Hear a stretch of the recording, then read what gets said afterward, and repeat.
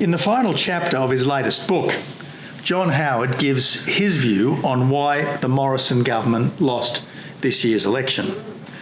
Of course, there was the "it's time" factor after 9 years.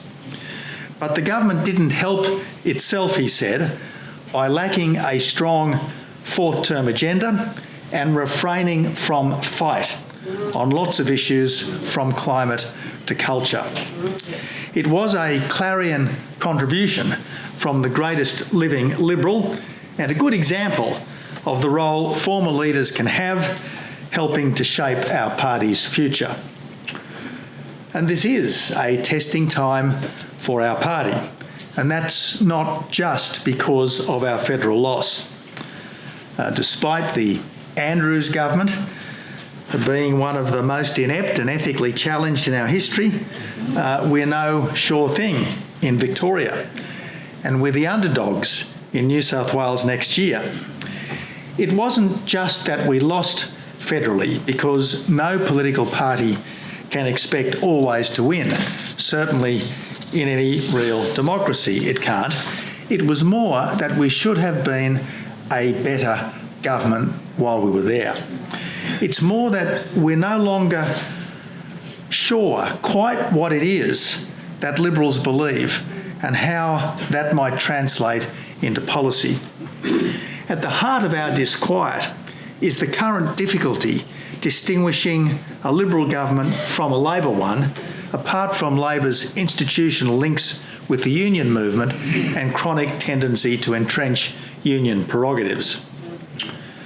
Despite the federal coalition's original objective to end Labor's debt and deficit disaster, the Morrison government, albeit with the pandemic as justification, ended up leaving the country with record debt levels for peacetime and no clear path back to surplus. And through the so-called National Cabinet process, the coalition became complicit in a form of health dictatorship, especially in Victoria, unprecedented even in wartime. Even if there were little alternative, it was at odds, deeply at odds, with our instinct for smaller government and greater freedom. Then there's the state Libs, who are sometimes more keen on higher emissions targets, just as ready to see government spending as a solution to everything, and hardly less susceptible to identity politics than the ALP. And true, this question of what the centre-right stands for is not confined to Australia. The British Conservatives seem to have given up on leaner, stronger government, which was one of the reasons for leaving the European Union. Too often, Conservatives aren't conservative and Liberals aren't liberal. The Republicans, likewise, are split, with Trump fascination syndrome as prevalent with some as Trump derangement syndrome is with others. And of course, the centre-left is split too, between the traditional working class and the zealots of climate and identity. But the fact that we are not alone in our uncertainty doesn't change the fact that a house divided cannot stand. Of course, any movement that wishes to command a majority can't be too hardline, can't be heavily ideological, and can't be too pure to win. But it still has to stand for something, even if that's only having clear policy distinctions with the other side. As John Howard often said, politics is a contest of ideas. It's almost never about finding common ground with the other side. Nearly always, it's about being a clear alternative. And lest anyone think that's too hard line, in 1996 and in 2013, being clearly different, the Liberal National Coalition had thumping wins. Even in 2019, we had a miracle win, strongly campaigning against Labor's climate policy, only then partially to adopt it. As Howard used to say, the Liberal Party is economically liberal and socially conservative. At our best, we're the Freedom Party, we're the Tradition Party, but above all with a patriot party that believes Australia is the best country in the world and wants to keep it that way. Of course, Howard was the first Liberal leader to describe himself as a conservative, albeit a Burkean one. Personally, I never minded the conservative tag, even as the leader of a party described by its founder in retirement as, quote, determined to be a progressive party, in no sense reactionary, but believing in the individual, his rights and his enterprise, and rejecting the socialist panacea. At core, a conservative respects tradition, and the best tradition of our society is the further development of freedom. It was Tennyson who described England as a land of just and old renown where freedom broadens slowly down from precedent to precedent. And the Liberal Party here in Australia has long been this mostly happy marriage of liberalism with conservatism. Robert Menzies' liberalism was akin to that of Gladstone, Britain's great 19th century statesman. Gladstonian liberalism cherished individual freedom for its role in promoting progress, practiced restraint in government expenditure and fostered democratic reform, but within a framework of traditional institutions that had evolved over a long history from feudalism to democracy. And in a long public life, Menzies was careful about defining himself. He was a practical politician, determined to make things better by his own lights as best government could. Indeed, he was the embodiment of the type of conservatism that I've sometimes described as pragmatism, but pragmatism based on values. And in the 1954 We Believe statement that the Liberal Party still subscribes to, albeit in different forms in different states, he elaborated the values of his party. And note what came first. First, he said, we believe in the Crown, which he saw as the enduring embodiment of our national unity and of the unity that exists between all the nations of the British Commonwealth. Following on, he said, we believe in the individual, in the rule of law, and in the spirit of the volunteer. We further believe, he said, that rights connote duties, that it is the supreme function of government to assist in the development of personality or character, and that the class war is a false war. We believe, he went on, in the great human freedoms to worship, to think, to speak, to choose, to be ambitious, to be independent, and to be industrious. We believe, he continued, in social justice, which he described as encouraging the strong as well as protecting the weak. And finally, in a lovely phrase, he said, we believe that under the blessing of divine providence, there is no task which Australia cannot perform and no difficulty that she cannot overcome. There were 17 points of belief in all, some of which I've left out, along with a fair bit of narrative. But it could hardly be denied, based on these beliefs and on his wider body of work, that Menzies was for God, King and country, or if you'd prefer, for faith, flag and family. On some issues liberal, on others conservative. He was very Australian in wanting a fair go for all who were prepared to have a go and rejecting distinctions that weren't based on merit.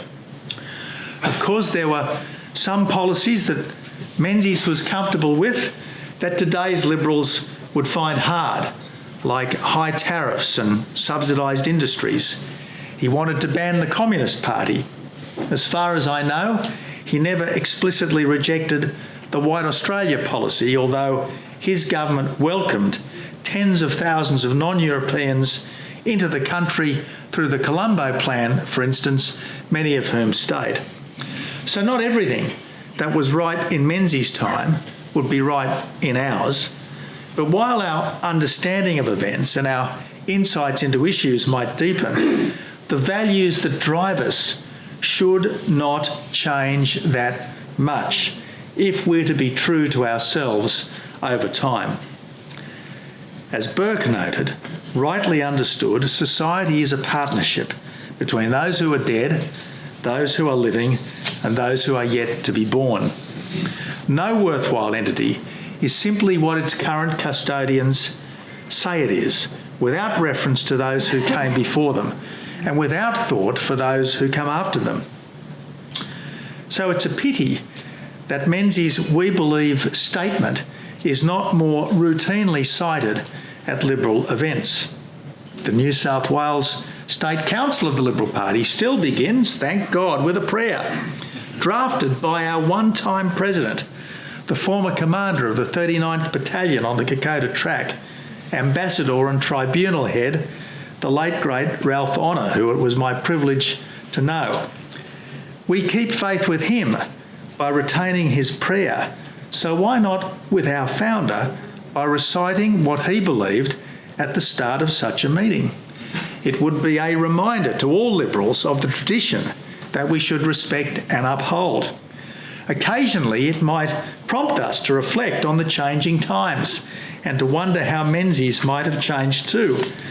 But we could hardly conclude that our understanding of Australian liberalism is actually better than his. And while some Liberals revel in Menzies' use of that term progressive, it's worth also remembering his despairing reference in a 1974 letter to his daughter to, quote, Liberals with a small L, as he put it, who, quote, believe in nothing but will believe in anything if they think it worth a few votes. The whole thing is quite tragic, he said. So all Liberals who take the party seriously as a cause rather than simply as a political flag of convenience should ask themselves whether what they're proposing or opposing measures up against the "we believe" statement. Not that anyone should aim to be a Menzies clone or an echo, just to stand in his tradition and to keep faith with his legacy.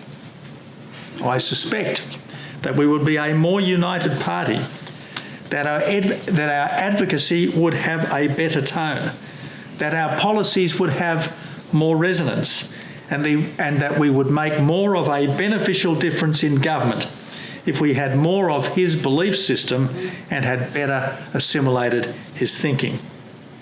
And as Amanda has mentioned, now is the time to do so, that we might be a better government next time than we were last time. So, how would someone with Menzies' instincts respond to a constitutionally entrenched Indigenous voice to the Parliament that would introduce racial distinctions into Australian law, or an anti-corruption commission that preempted the administration of justice and the presumption of innocence, or a republic with a president elected like a politician rather than a Governor-General chosen like a judge? How would someone with Menzies' instinct respond? With great wariness, I would suggest, if not absolute outright hostility. As he enthused over the young Queen Elizabeth, I did but see her passing by, and yet I love her till I die. He was much mocked for this statement at the time and subsequently, but it is uncanny how many people, perhaps to their own surprise, felt something similar on her recent passing, to the end an exemplar of duty and service, of lifelong graciousness and selflessness, of remarkable wisdom and rare virtue almost unimaginable in a political presidency. Menzies would shake his head, I'm sure, at the size, scope and intrusiveness of modern government and the fact that there's as yet no Liberal plan to return to surplus and pay down government debt. He would worry about the welfare state and its impact on self-reliance and resilience. He would fret about an education system no longer focused on the best that's been thought and said. And he would find the contemporary ambivalence about the merits of Western civilisation, especially its English-speaking version, not just shocking, but incomprehensible. Menzies was always a coalition builder, as his creation of the Liberal Party from a dozen or so splinter parties and groups shows, but his broad church would hardly have included people of no faith whatsoever. And without at least some clear connectedness to Menzies' version of what we believe, the risk is that the Liberal Party could find itself adrift, especially if out of office almost everywhere. So our need is for a policy platform based on beliefs, values and virtues that are as likely to be recognised by our grandchildren as by our grandparents, even if we might yet have the job ahead of us to articulate and explain them.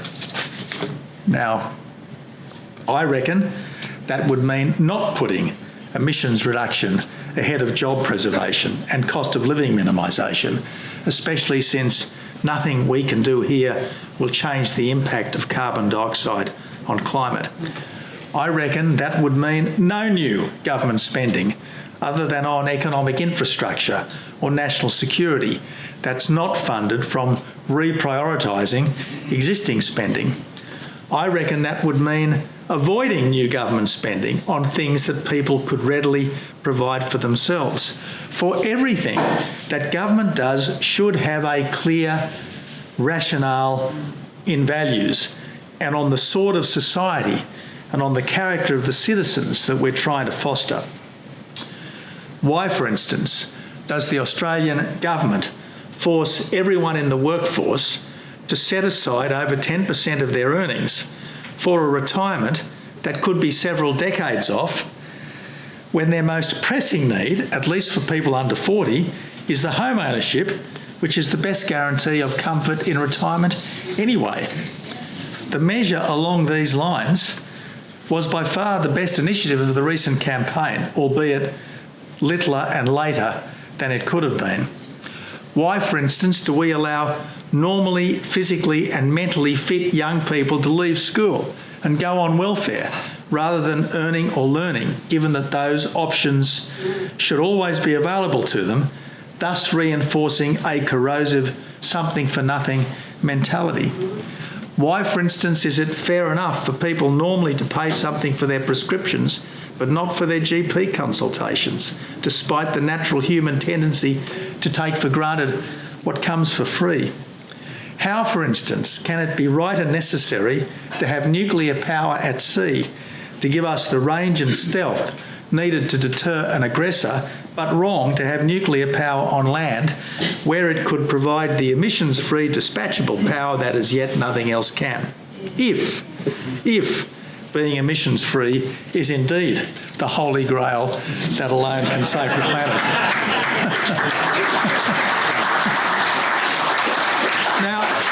Now, there's not the slightest doubt that having any of these discussions would raise strong objections, including from plenty of Liberals.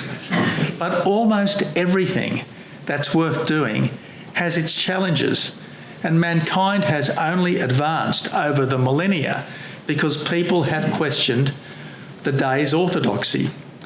Successful politics is not just maximising the number of people who agree with you, it's being prepared to debate those who disagree and to try to change their minds and to accept that you might end up having to change your own, depending on the progress of the argument. Because even in a democracy where parties have to command a majority to succeed, leadership is very different from followership. Conventional wisdom should be questioned when it's based on wishful thinking or a failure to face facts, as our current energy policy is, or the current view of gender fluidity, or the magic pudding economics of modern monetary theory, or this notion that our society is fundamentally flawed as opposed to always having some aspects that could be improved. As Margaret Thatcher once observed, the facts of life are conservative, and that should be the ultimate test of all policy. Does it actually work in practice? Something might be great in theory, but if it doesn't work in practice, it shouldn't be acquiesced in by a centre-right political movement just to avoid a fight. And sure, Facts will eventually trump misconceived theory, but why go along with something that's bound to end in tears just because others are? Take the pandemic-triggered virus hysteria that's now largely dissipated, since upwards of half the population have had COVID and mostly found that it's a minor illness. How much lockdown damage might have been avoided if more people in authority had sooner questioned the so-called expert advice? Take the current emissions obsession, for instance. It will quickly dissipate once the lights start to go out, but wouldn't it be so much better never to be in that predicament? Take the current tendency to blame the West, especially its English-speaking component, for most of the world's ills. This would not last a day if the practical alternative was to live under a very different social order, such as a Chinese communist one or an Iranian Islamist one. But wouldn't it be better never to have lost our sense of perspective and to have given our own society the credit it's due for being less unfair and less discriminatory than ever before? Now, yes, it's hard to buck the mood of the moment, and it's hard to change people's minds when their social standing requires them not to, so there's little point chasing an instant political dividend. And that's why Peter Dutton is rightly playing a long game, articulating values and beliefs and only having the fights that can't be avoided. In opposition, the task is less to garner quick popularity than to earn credibility by warning where things might go and offering alternatives when no one else will. But regardless, Liberals should strive to maintain the Menzies tradition so that there are credible leaders steeped in it once our time comes again, as it always will. Now, the title, I gather, was The Way Forward for Australian Liberalism. The way forward is not to forget where we have come from. It is to build on our strengths. It's to make the most of the great legacy that we have, and thank God here at the Menzies Centre, that's exactly what you do.